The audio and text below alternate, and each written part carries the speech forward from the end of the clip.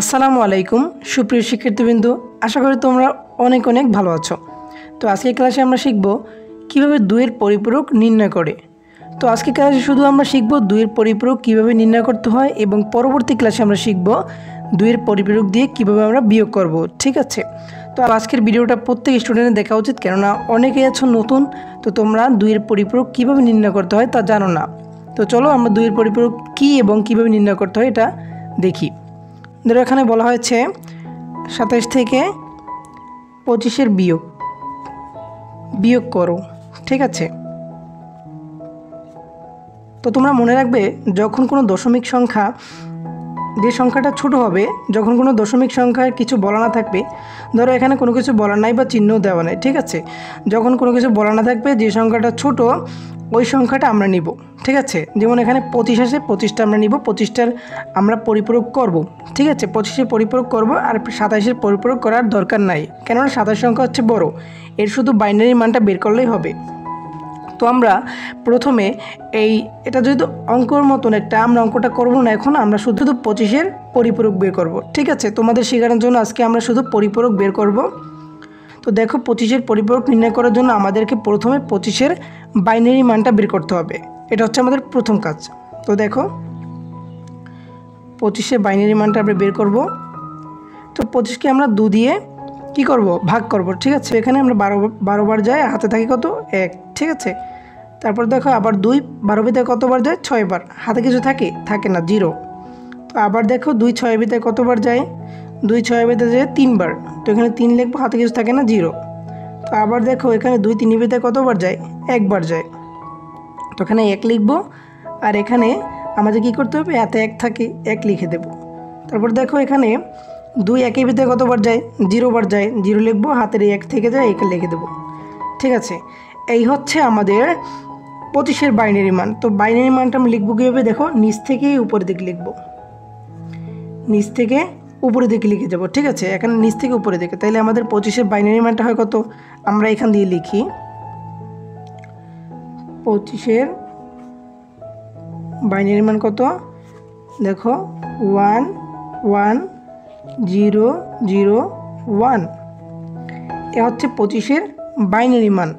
তো এটাকে বলা হয় কী মান বলো, বাইনারি মান। তো আমরা বাইনারি মানটা এখানে লিখি একটু, 1 1 0 0 1, এটাকে বলা হয় বাইনারি মান।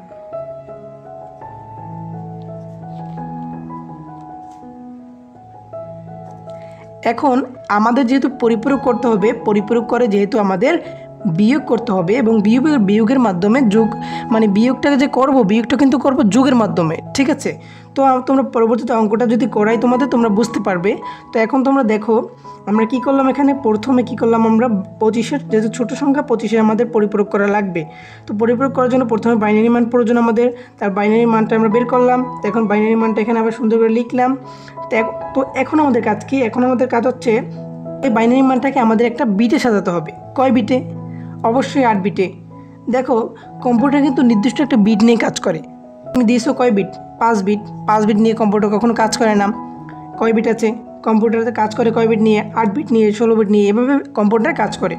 তো এখানে আমাদের যেহেতু বাইনারি 8 বিট হয়, 8 বিট নিয়ে আমরা কাজ করব। ঠিক আছে, 8 বিট নিয়ে কাজ করার জন্য আমরা কী করবো, এখন যেহেতু এখানে 5 বিট আছে, আমরা এক্সট্রা 3টা 0 দিয়ে দেবো,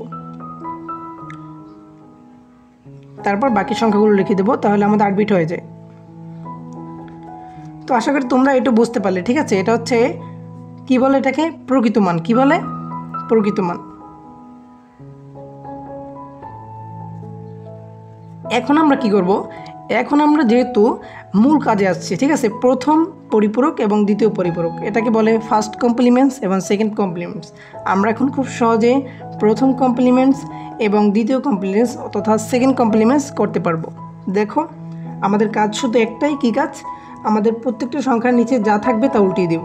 যেমন 0 জায়গায় আমরা 1 লিখবো, 1-এর জায়গায় 0 লিখবো, আর কোনো কাজ নেই প্রথম কমপ্লিমেন্টসের। ঠিক আছে, তো দেখো 1 0 জায়গায় 1, 0 জায়গায় 1 1 0 0 1 1 0, এ হচ্ছে আমাদের প্রথম কমপ্লিমেন্টস। তাই আমরা লিখবো 1-এর পরিপূরক। তো এখন আমরা বের করব কিসের পরিপূরক, 2-এর পরিপূরক। তা 2-এর পরিপূরক বের করার জন্য তোমরা একটু মনে রাখবে, শুধু 1 যোগ করে দিবে। তো 2-এর পরিপূরক করার জন্য তোমরা কি করবে, শুধু 1 যোগ করে দিবে এই 1-এর পরিপূরকের সাথে, তাহলে আমরা পেয়ে যাব 2-এর পরিপূরক। তো দেখো আমরা 2-এর পরিপূরক কীভাবে বের করি। এই দেখো 0-এর সাথে 1 যোগ করলে 1ই হয়, তা বাদ বাকি সবগুলো লিখে দাও। 1 1 0 0 1 1 1। তো এই হলো আমাদের কি পরিপূরক, দ্বিতীয় পরিপূরক বা 2-এর পরিপূরক। ঠিক আছে, 2-এর পরিপূরক। তো এই হলো আমাদের 2-এর পরিপূরক। তাই পরিপূরক নির্ণয় করা আসলে অনেক সহজ, তাই না? তো অনেকেই তোমরা জানো না, যার বিধায় তোমাদের কাছে অনেক কঠিন লাগে, কিন্তু 2-এর পরিপূরক নির্ণয় করা খুব সহজ। আমরা যে 2-এর পরিপূরক পেয়েছি, পরিপূরকের সাথে এই 27-এর মূল যে বাইনারি মান, তারপর বাইনারি মানের এই যে বাইনারি মানের প্রকৃত মানটা বের করব আমরা, বিট অনুযায়ী সাজাবো। সাজিয়ে এই সংখ্যার সাথে আমরা এই সংখ্যা যদি যোগ করে দিই, তাহলে আমাদের মানে এই 27-এর প্রকৃত মানের সাথে যদি আমরা 2-এর পরিপূরক যোগ করি, তাহলে আমাদের এই বিয়োগটা হয়ে যাবে। তো খুবই সহজ। আশা করি আজকের ভিডিওটা তোমরা খুব ভালোভাবে বুঝতে পেরেছো। কোনো জায়গায় অসুবিধা হলে তোমরা অবশ্যই কমেন্ট করে জানাবে, এবং পরবর্তী ক্লাসে তোমাদের আমি এইরকম বিষয় নিয়ে, এরকম বিভিন্ন জটিল অঙ্ক নিয়ে তোমাদের আমি ক্লাস করাবো পরবর্তী ভিডিওতে। তো আজকে এই পর্যন্তই। সকলে ভালো থাকো, সুস্থ থাকো। আল্লাহ হাফেজ।